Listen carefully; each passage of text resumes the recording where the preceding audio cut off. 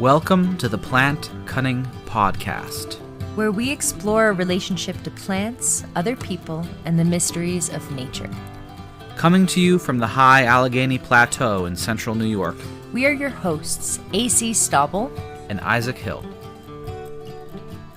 Episode 5 with Byron Ballard, the village witch of Asheville, North Carolina. We talked to Byron today about the importance of place, how to use magic as a tool, and how to befriend your local nature spirits. Enjoy. Hi, we are so excited today to have Byron Ballard on the show. Byron's a writer, a village witch, a folklorist. She's a teacher, a farmer. She sings. She's a clergy member in a goddess temple, and so much more. So thank you so much, Byron. It is an honor to have you on the Planning podcast today. Well, now I feel exhausted from all of those things. All those identities. Do I really do all those things? No. Yeah. So if you want to add anything else about who you are, where you're from, just in your own words, we would love our listeners to get to know you a little bit more. The thing that I am most conscious of right now, after all these months of being in situ, I guess, is that I am a person of this place.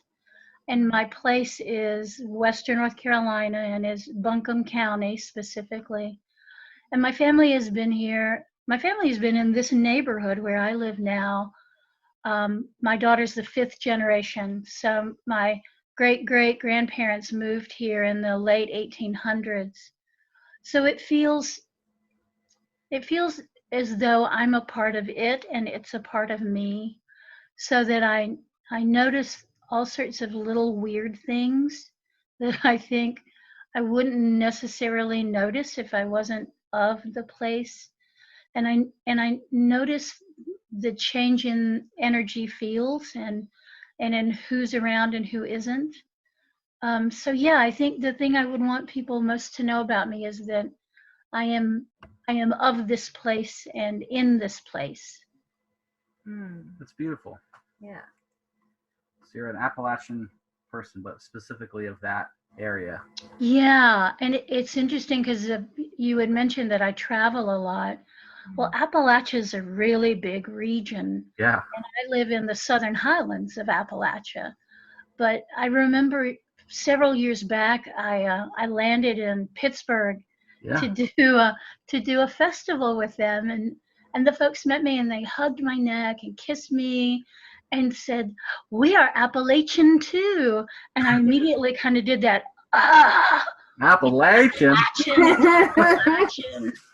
And what the traveling has done for me is to realize that I think of Appalachia as this kind of big connected place, but the reality is we are microcultures on a beautiful landmass, and we're all a little bit different because of where our people came from to get here and what our lives have brought to us.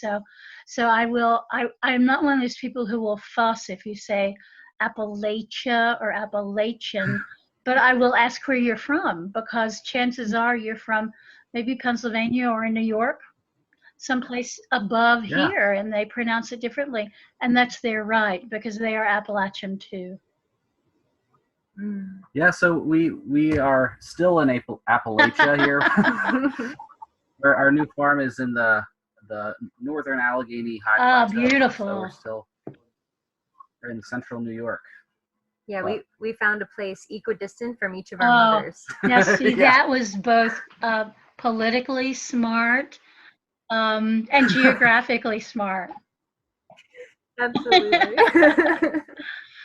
It's funny about thinking about Appalachia as a kind of a whole, because when I hear different mountains within the region, mountain sets within the region, this chill goes up my spine. So when you said Allegheny, it was like, oh yeah, the Alleghenies. Or when I drive through the Cumberland Gap, there's just something about the word of it that really zooms in on me and wraps itself around my heart somehow.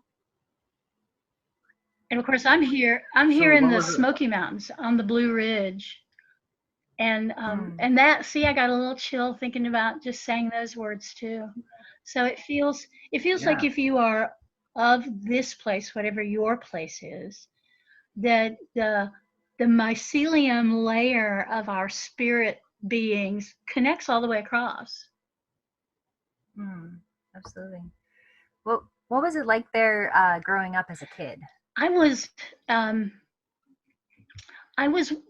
blissfully left alone. Now, I think if Child Protective Services was around then the way it is now, someone would have checked in, but my parents were fairly, I guess the word I will use is neglectful, but which meant that I got to go out and be outside and do whatever I wanted to do. And I was fortunate because I was never in a place where there was big danger, nothing bad happened to me. The worst thing I can remember happening when I was a kid is that we were on an old logging road, and I had on plastic boots. Yeah, go explain that. And I stepped on a nail, and it went through the boot and all the way through my foot. So the complicated part was, of course, it hurt like anything, was to get the nail out and the boot off and then walk home because I was a couple of miles from home. But I was with a friend, and we just kind of joked and laughed and left a trail of blood. So that was it was probably the most dangerous thing that ever happened. That we ran from bulls in pastures, and when we saw very large snakes and bears and stuff like that. But Wow.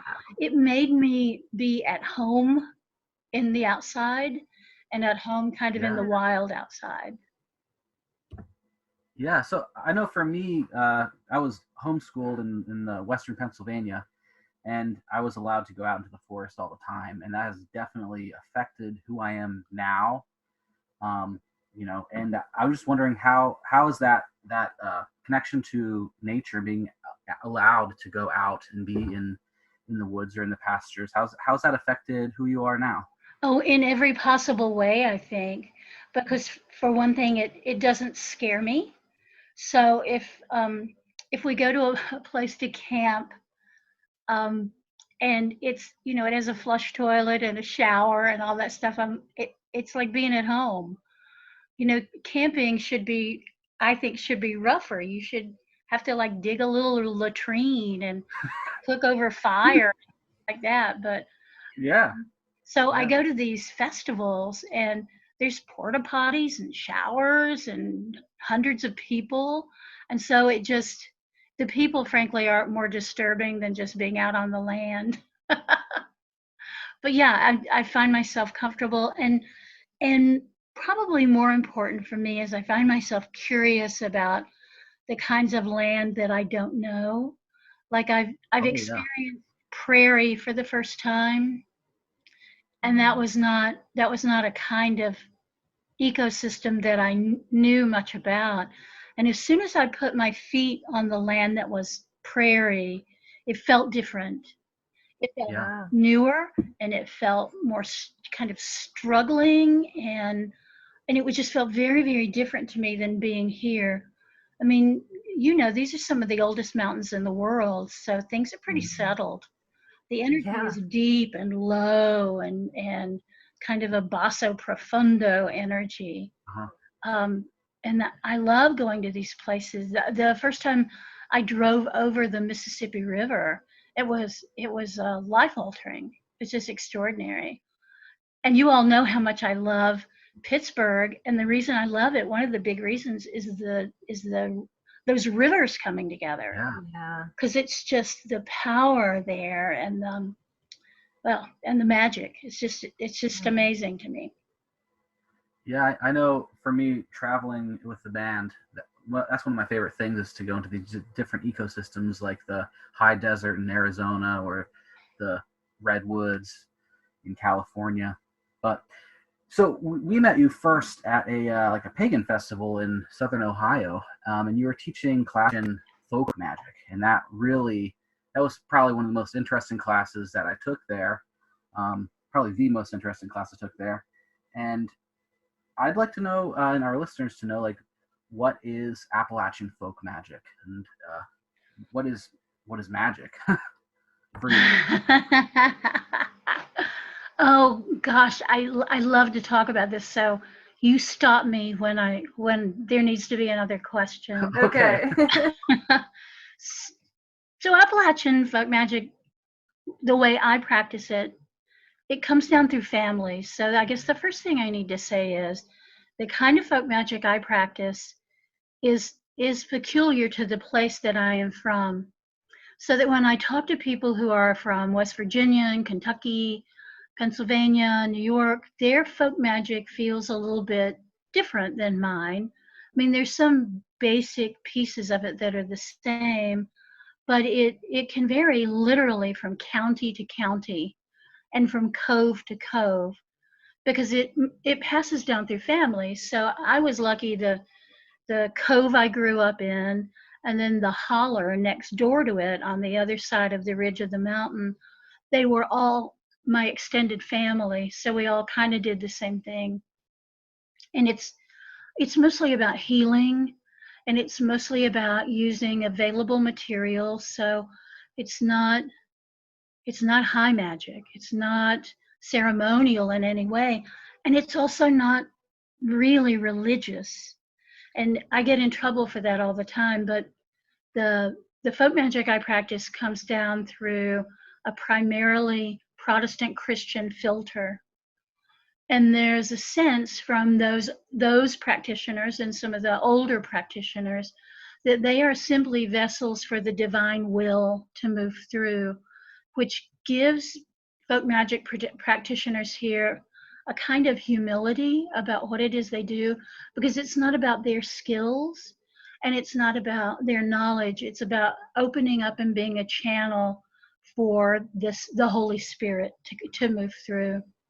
Well, I grew up unchurched, so I the sense I had of all of this was that it was really not so much about a particular spirit with a title and a name and a book, but it was about opening yourself up to the energy of the land around you and to use that energy for primarily for healing, but it's also used for weather work. And I guess you could stretch weather work and say that that's healing too. That's about healing the land and the crop and being able to survive the winter.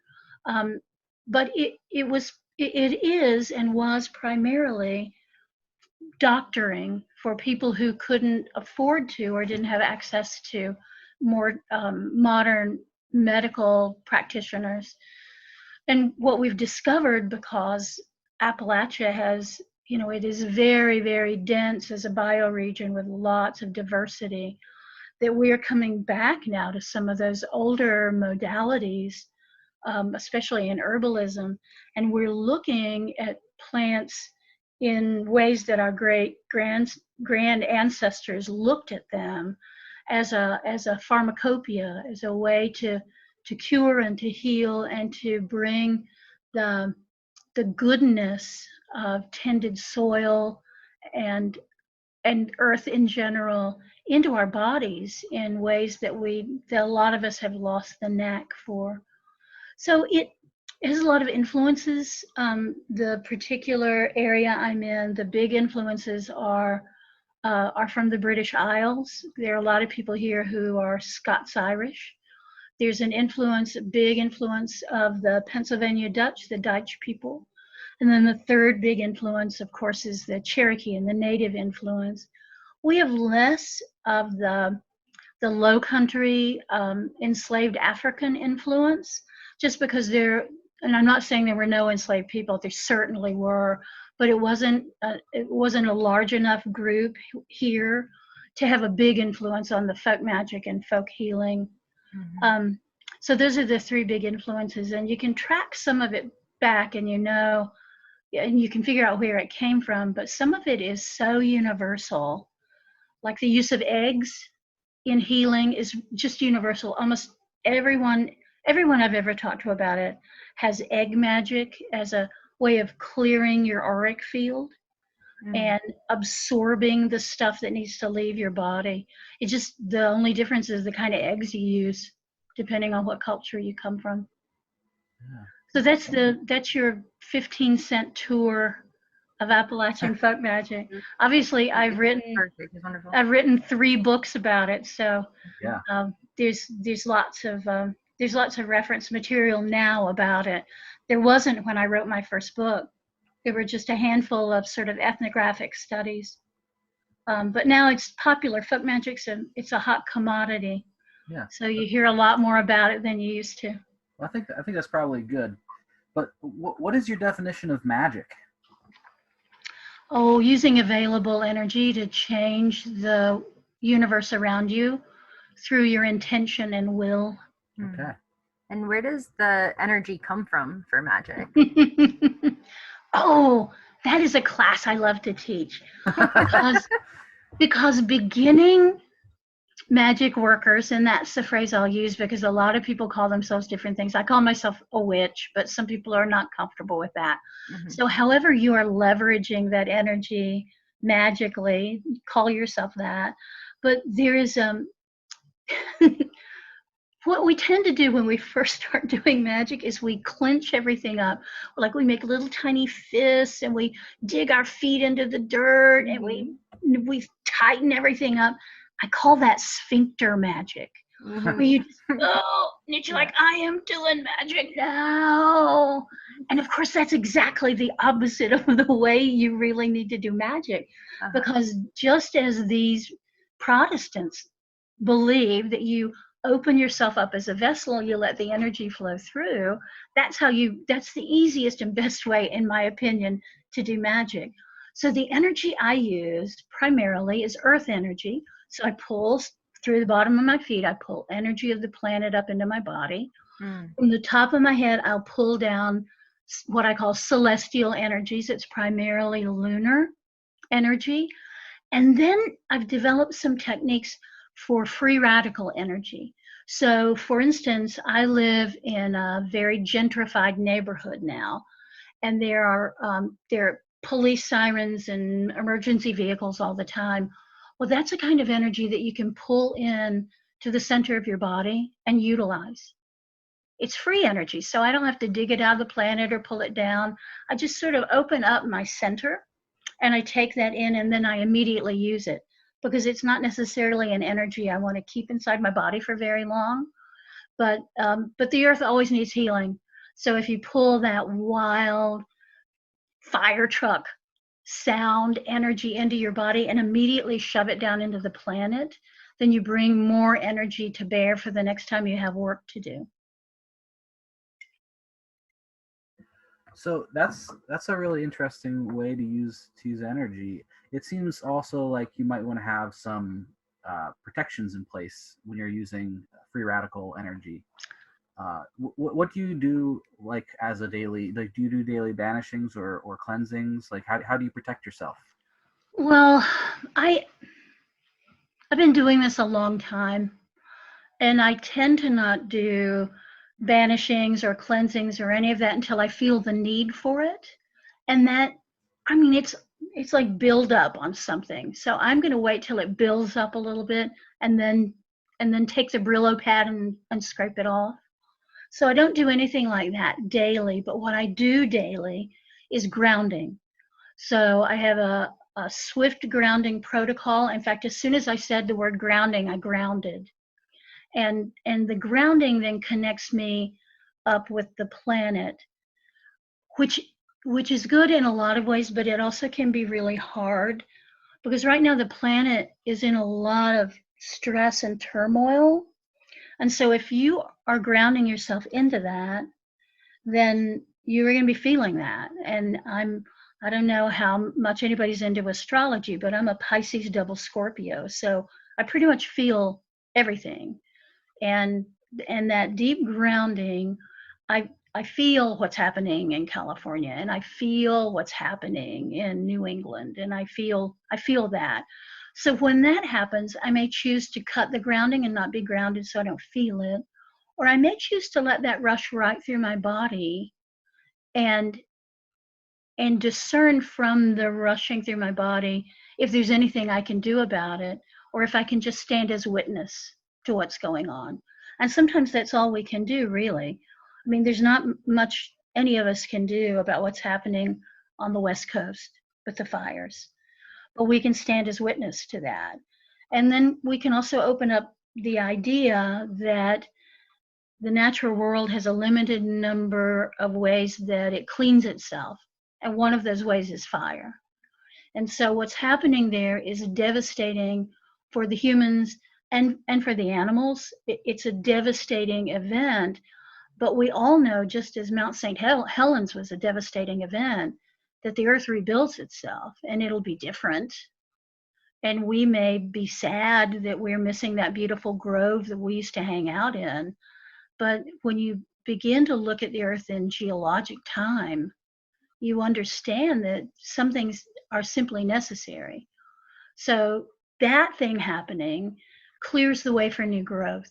And that's the way forest ecosystems have always been, is that they have these devastating fires that terrify humans and kill trees and kill underbrush and kill animals. But what happens after that is a clean slate, and the soil repairs itself, and new trees come, and there's a different canopy, and life moves on.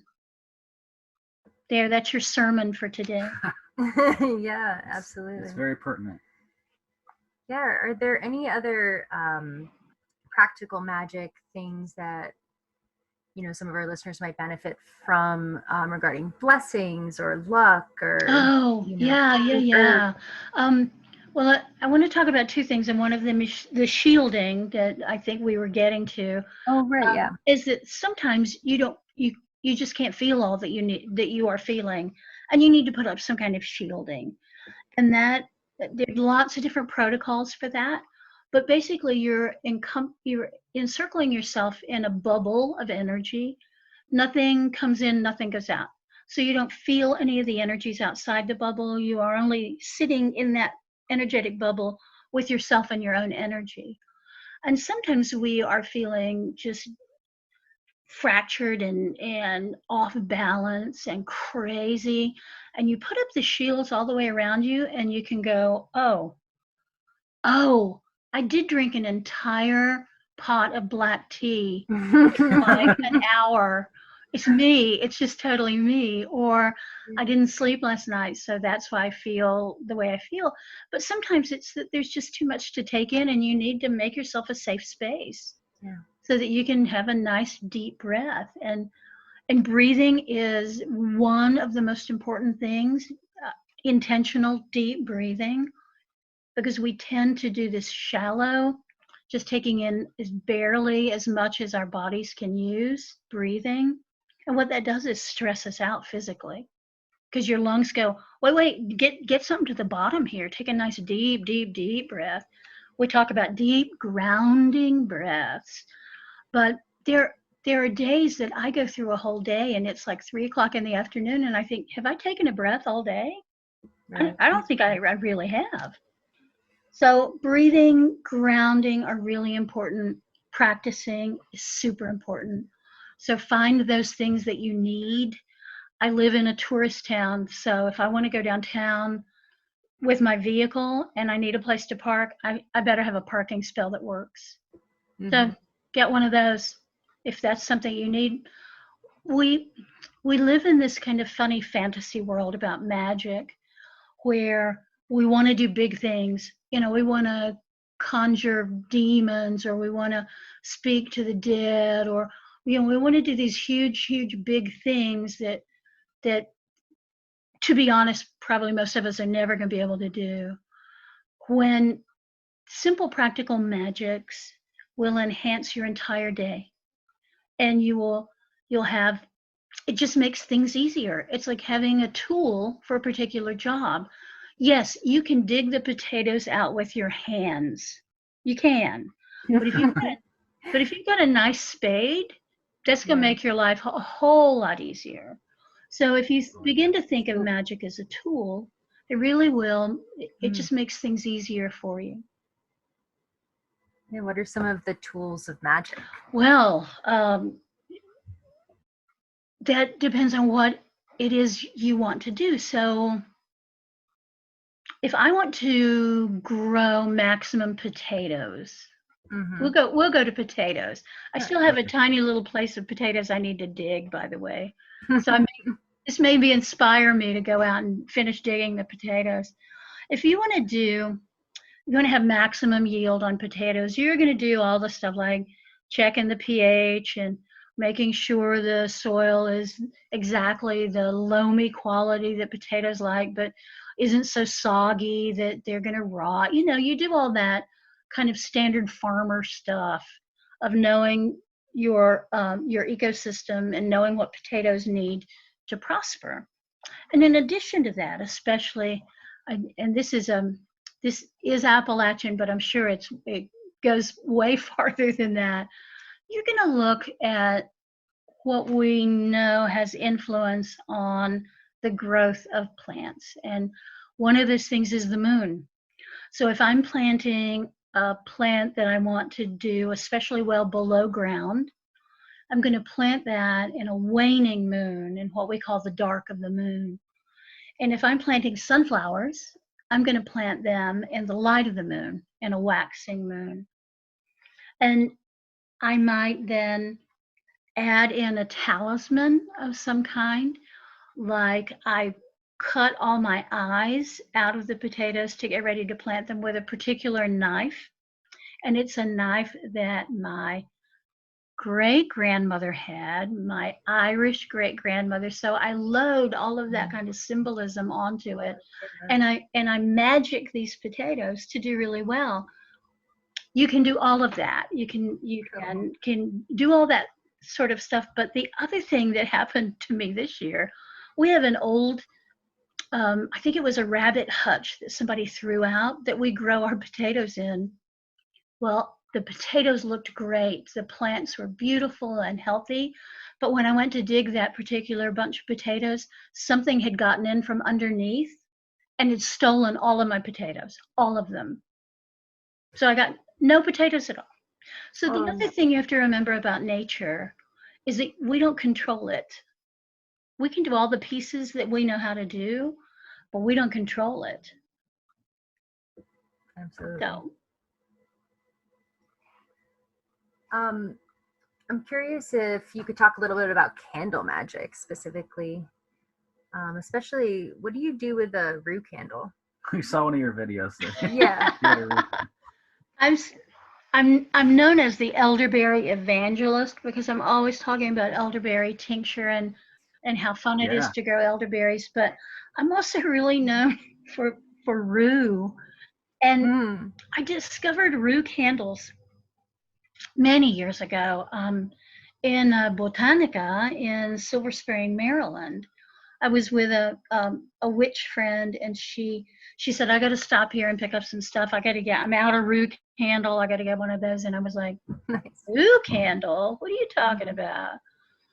and it was called the Amazing Roux candle, and it's a big thing in voodoo and hoodoo apparently, and also in traditional south of the border sort of magic. I'm not sure what culture it comes out of, but you find them in botanicas. So, and they have this really strong perfumey scent, which I don't love. But the thing about Roux is it's like rocket fuel for any working you're doing. So if you know somebody who's having a baby and you want the labor to be what it needs to be and the birth to be easy and beautiful and mom and child to be nice and healthy, then you burn a Roux candle for that. Anytime somebody contacts me and they're having whatever their difficulty is, I will light a Roux candle for them because I know it will work with whatever my intention or their intention is for the situation and just kind of boost everything up. So I do that kind of candle magic. And then I also make specific oils that I dress candles with. It's funny, I don't think of myself as a person who does a lot of candle magic, but if I actually look at what my practice is, I do a lot of candle magic. I just don't do it in that kind of, I don't know, like that movie The Craft. I don't do it that way. Yeah. I just sort of light a candle, and I'm making a whole bunch of different kinds of oils from plants in the region. And I do, well, I've done obviously Roux, and I do vervain and mugwort, which are two really good popular oils. But I just laid down some black walnut oil, and I'm interested to see what that's going to do. Cool. And I did some woad oil starting last year because I grow a patch of woad that I'm doing, which I don't use it for dyeing. I just like it. Yeah. And the woad oil is really good, and it's blue. It's pretty. Cool. Yeah. So tell us what other herbs you have in your garden. What are you most excited about growing this year? Ooh, that may take us a while. I will tell you about what I want to put in the farm. How about we go there first? Yeah, sure. So I've got a small place south of here that my grandmother bought in the 60s and that I inherited. And it's, I'm turning it into, that sounds, I don't like the way I said that. It is growing into a forest farm. And in it, I am going to grow all of the things that I currently forage now. So I'm going to grow a big patch of mugwort. I'm going to grow some rabbit tobacco, which in this region is Pseudonephalium obtusifolium. I'm going to grow golden seal and Solomon seal, golden root and Solomon seal and bloodroot, and some other plants that I'm not going to name. Yeah. Ginseng, obviously. Yeah. I'm such a bug about that because we over-harvest it all the time. Yeah. And I just, the first book I wrote about Appalachian folkways, I didn't mention it at all. And a good friend of mine said, let's have coffee. And I said, okay. And he said, I just want to know why you didn't mention sang. And I said, well, I didn't mention sang because people shouldn't be harvesting it. Nobody should. Nobody should. Because it's a wonderful herb and it does a lot of really amazing things. But there are other plants that do similar stuff. So we don't need to strip that one to extinction. Yeah, but we should be planting it if we can. Yes, yes. And it's tricky to grow. Yeah. Well, you need the right spot for it. Yep. So that's that. You know, if you don't have like maples or a good hardwood forest, then you can't grow one in a year. No. Well, and it's the kind of crop that's going to take a few years to get, so that you can use it. So, anyways, so those are the plants I'm doing in the woods. I've already put in ramps and what we call yellow root, and I've got Solomon's seal and bloodroot here at this property in town that will transfer down there this fall. And then in my garden here, I've got tons of weird stuff. I mean, I grow datura, which I love, and I grow our particular mountain mint here, whose name I can't remember. It's a Pycnanthemum virginianum, maybe, something like that. And skullcap. I grow a lot of culinary herbs, lots of rosemary. I've got this big stinky sage plant, and I should send you some of that. Yeah. Tell me what it is. It's not the culinary sage that I'm used to. It's a different kind that has an almost round leaf, and it's beautiful and gray. But if you brush against it, it smells like dirty armpits. Oh. Dirty, sweaty armpits. That's fun. It's really awful. But it's a beautiful plant, so I just can't dig it up. It's so pretty. Yeah. Wonderful. So what's so great about elderberries? Oh, but I'm in this kind of weird elderberry place right now because of COVID. Yeah. So I am the person who for many years has just said whatever was wrong with somebody, I'd go, okay, unless you're allergic to it, try some elderberry tincture. I don't care what it is. Yeah. So I've known people who've treated mononucleosis with elderberry tincture, obviously cold, flu, all those kind of things. Elderberry tincture. You got a urinary tract infection, try some elderberry tincture. I'm crazy about elderberry tincture. But as soon as we started really looking at COVID and what this SARS-CoV-19 is, there were a whole lot of things that came out it contraindicated elderberry. And so I have been super careful about that. And now there is, and AC, you know this really well, that this is just raging controversy right now about, yes, of course you can use elderberry. What are you, nuts? Do you know what'll happen if you use elderberry? Right.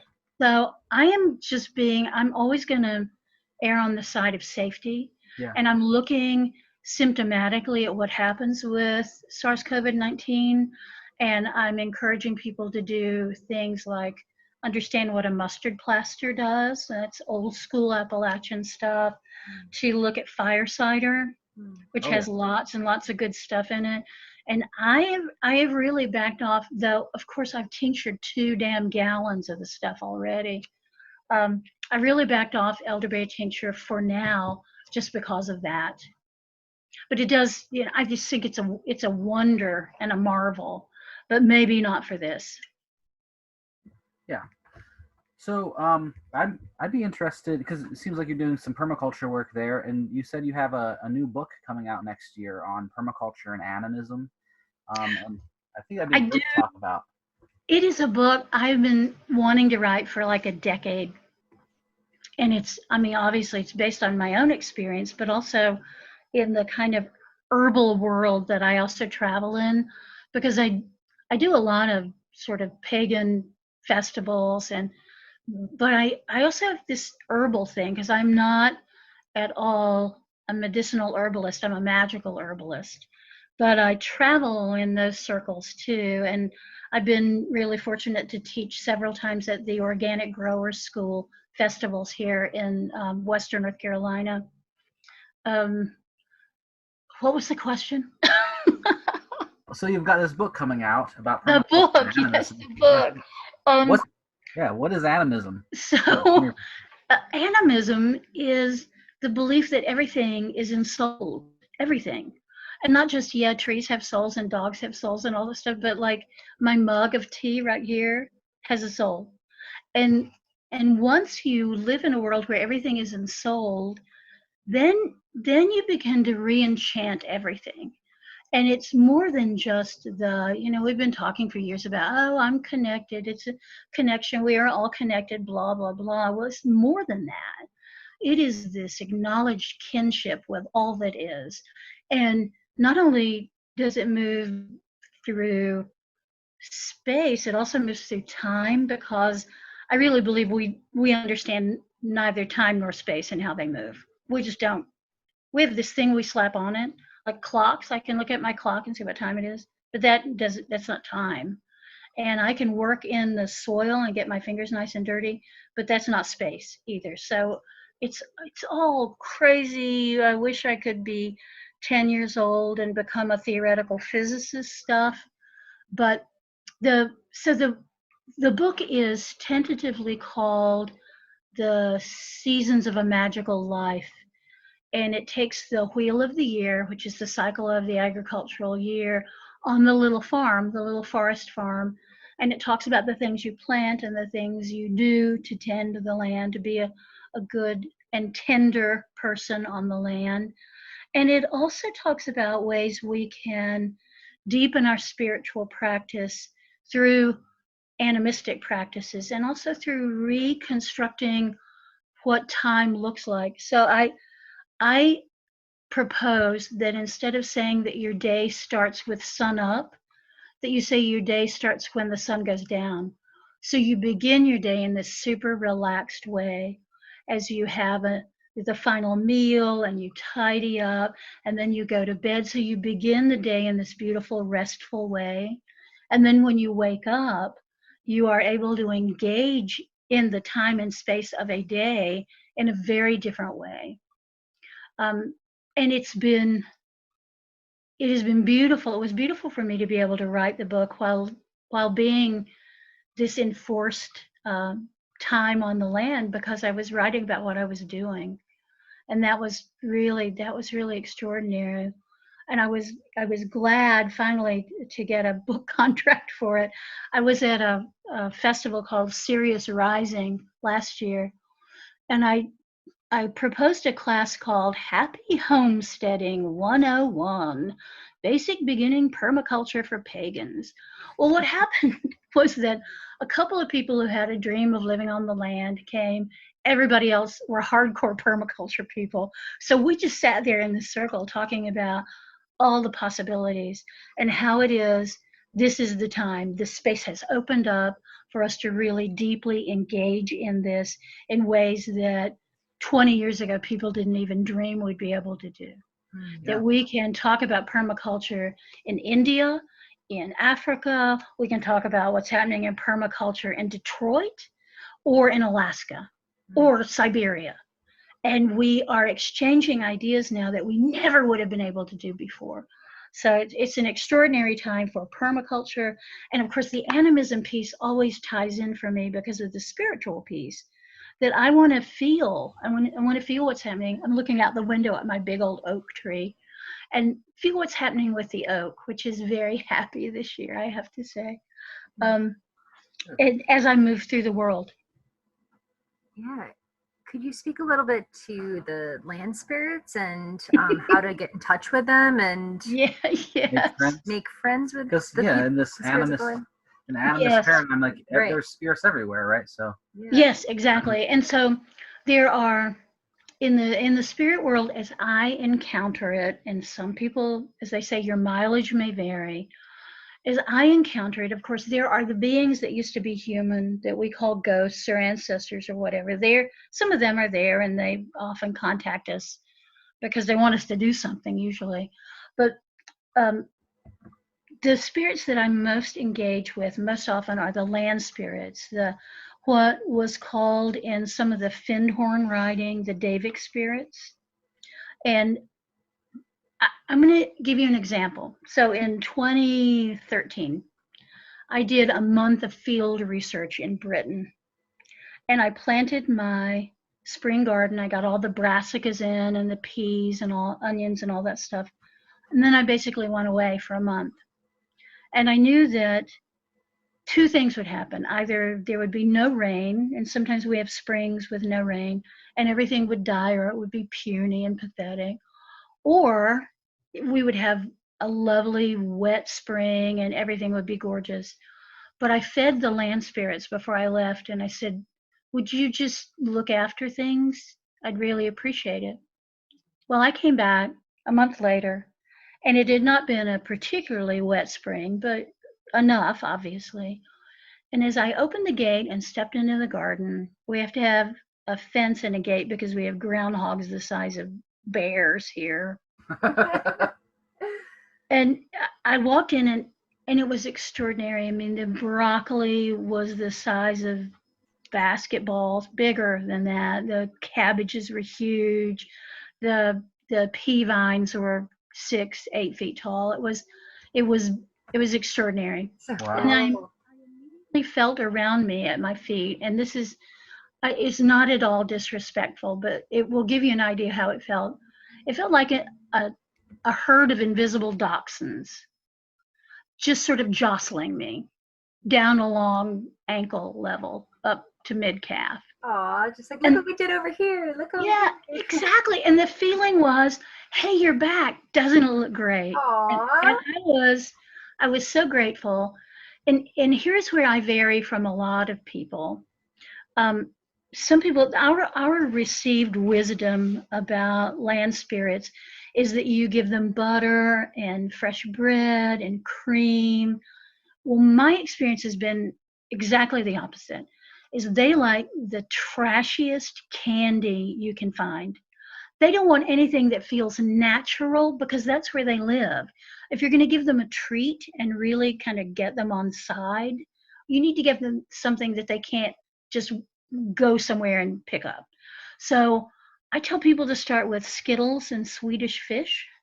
But what I find they really love are any of those terrible gummy candies that you would not put in your mouth, that have unnatural dyes, and maybe they are sweet and also sour, and they just love that crap. They love it. And they like broken bits of glass and shiny things, little bits of aluminum foil. So they, in a sense, they're like children in that way. They like something bright and big tasting. So I recommend that to people all the time, and sometimes they get this kind of look on their faces like, oh, no, my land spirits wouldn't like that. My land spirits are obviously more sophisticated than yours, and I just think, I'm telling you, buddy, give them some Skittles. They're going to love the Skittles. That's so funny. So that seems like a really very good relationship with your land spirits. But there's a difference between maybe land spirits and the Fae, but is there also a danger to working with land spirits or the Fae? Oh, yeah, and I refer to those, and I feel them as physically and energetically larger than land spirits. I refer to them as the good neighbors. And that's just how, when I was growing up, you never talked about, you didn't say the word fae or fairy, certainly, or the she. You didn't use any of that language. So I refer to them as the good neighbors, and they are intensely old, and they almost never have our best interest at heart. They live in a different, probably, dimension. Oh God, I really will sound crazy now, but they live in different realms than we inhabit. Again, we don't understand time and space, so I can't really explain it, but I can tell you this, that they have information that we need to do what it is we do with permaculture and all of that. And they're so angry with us for the most part because of what our species has done to the planet. Intensely angry. So to approach them is to go into basically enemy territory, but it is an enemy that requires us to love and respect them rather than to hate and fear them. And so I teach classes at a couple of different places about how that engagement needs to happen. And no, you can't put on big fairy wings and Spock ears and engage those spirits, because they will eat the soul right out of you. And this may not be the podcast to talk about the depth of that kind of work, but I will tell you this, that if you have a solid and acknowledged kinship with your land spirits, and you respect them and they respect you, so if you have that good solid relationship and you get in trouble in those other realms, your land spirits will come and get you, because they move easily through these different planes, these different plateaus, and they will come and get you and get your ass out. So the other reason to engage deeply with those, I don't want to make them hierarchical, but those more familiar beings, is that if you are called to engage with the good neighbors, and not everybody is called to that, and not everybody should do that, because it requires you to be a diplomat on an extraordinary scale, but they have information we need. And if people are comfortable walking over the borderlands and into the realms through either meditation or trance, then there's information that we can bring back to us, that we can bring to bear on things like permaculture, things like mycelium, the interactive biological cultures that we are just now kind of learning about. They have all that information, and we can use that, and we can use that in ways to further the health of the planet. The fear of the good neighbors is that because we are users, that's our nature as a species, is that we will somehow find a way to use this information to profit us and to make the earth less healthy. And that's their big fear with us, because they know us. Right. Yeah. So we're nearing the end of our time together today. Gosh. And I know it's gone by so fast. And speaking of the good neighbors and their lack of trust for us because of our actions, I'm wondering if you can speak a little bit about the times and about what tower time is. A term that I've been having visions and dreams for a long time that we're living in the times where these huge top-down toxic systems that I call patriarchy, but certainly are hierarchical systems, are imploding. And we see that every day. They're imploding, and then they're kind of recalibrating as they fall. So I think of it the way I think of the tarot card, the Tower, and I've been reading cards for, I don't know, 1,000 years. So I've been calling that Tower time, and I have a book about that called Earthworks. And I think this is a time of great opportunity. Certainly with SARS-CoV-19, we are seeing how all these American cultural systems are interrelated. So that we've been talking about, what are we going to do about childcare? We've been talking about that since the 60s, but we haven't done a damn thing about it. So now suddenly, all the mommies and daddies have got to go back to work. So what are we going to do with these children who can't go to school? Yeah. And we never fixed that 50 years ago when we should have fixed it. So we're seeing education, higher education certainly, but all education crumbling because the systems simply don't work, and they haven't worked for a long time. So the opportunity is for us to go in and to say, all right, this is obviously not working, and we can see why it doesn't work, and to fix those things one by one, bite by bite. Whether we will do that, of course, is still the question, because we may very well not do that. We may just blow it off and go, well, everything's going to get back to normal and it's all going to be fine. But normal wasn't fine, and it wasn't normal. So we have a huge opportunity now to fix some deeply broken things. There was an interview with a woman in probably near you, actually. She was in New York, and she was talking about early in the pandemic, farmers were having to kill their livestock, like milk cows and all that, because the supply chain broke. So they weren't making little cartons of milk to feed little children. And she was saying, see, the problem is the chain.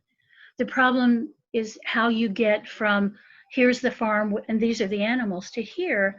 And she said it used to be that every community that had livestock also had 1 or 2 or 3 abattoirs. So if you were gonna raise some animals for food, if you chose not to slaughter them, you sent them to a place which did it, and maybe not as humanely as we would like now, but we could change that. So we can make sure there are ways that animals are slaughtered and prepared for the table in a more humane way. And the same with vegetable crops. So if you are growing 5,000 acres of corn and you get all rained out, that's really bad. But if you're growing 100 acres and 5 of it's corn, and then you've also got beans and cabbages and squash, then it changes everything. It changes the dynamic completely.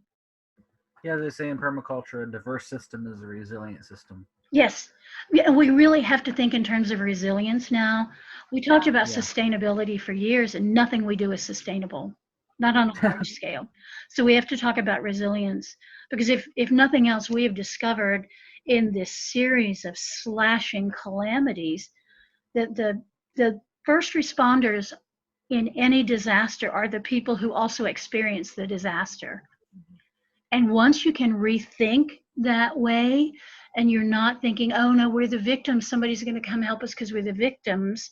If you can think, okay, I'm on the ground and I have these resources to hand, and I can get hold of my neighbor and see what resources they have to hand, then you start to work as a collective unit. Then you start to use, we use the word hive mind on social media all the time, but you really start to work like a hive then. And that is not only resilient, that is ultimately going to be sustainable, but we're not there yet. Yeah. Well, it seems also during these times, which are obviously a lot of, like John Michael Greer calls it the long descent, and there are a lot of other ways of looking at it. Right. But there certainly a lot of these big institutions are crumbling, and you can see that now with the education and the medical industry. It's just like blown out of control. Like how much it's blown way out of proportion, the amount of money it takes to go to the hospital. And it seems as these are going to be crumbling, a knowledge of how to use herbs and heal magically and with herbs and with other alternative ways are going to be very important. So, and how to teach other people how to do that on a local scale. So it seems to me like these practical workings are really going to be important in the near future. So should start practicing now. Yeah, I refer to those in my book as circles on the ground, that we work microcosmically, that we grieve globally and we work locally. Yeah, that makes a lot of sense. But we have to have the systems in place now. We can't wait for everything to collapse, because what happens to us historically is that we reestablish the tower and we put somebody on top. We've done it again and again and again. Yeah, so true. Well, Byron, thank you so much for talking with us today. And I'm wondering if you could tell listeners what your new books are titled and where to find them, and maybe tell people about what your website is. We'll put it in the show notes as well. But yeah, sure. You can find me. I'm on social media, Facebook, Instagram, and Twitter occasionally. Not so much Twitter, makes me a little crazy. My website is myvillagewitch.com, and you can send me email there at info@myvillagewitch.com. My books, I always request and suggest that people go to their local indie bookstore if they have one, and order them if they don't have the books in stock. I have 2 books on Appalachian folk magic, Staubs and Ditchwater, and Aspidity and Madstones. I have a book on loving your body to good health called Embracing Willendorf. Earthworks is the one who came out last year. In February, I have a book called Roots, Branches, and Spirits, Appalachian Folkways and Witchery. That's February from Llewellyn. Then about this time next year is the Animism and Permaculture book from Red Wheel Weiser. You can get the first 4 through my website. Just go to the Village shop. And then I don't know how the others will be available. You can pre-order the Llewellyn one now, the Roots, Branches, and Spirits. So go to your local indie if you have one, and have them lay one aside for you when they come in. great. Okay. It's so good to talk to you too. I miss you both so much, but I'm so gratified to see you happy and working at what you love. Thanks, Byron. It's good. Yeah, it's really good talking with you too. Yep. Glad you're doing well out down there in North Carolina, growing your garden. You bet. All the beans, all the time. Love y'all. All right, next time. Talk to you soon. Bye.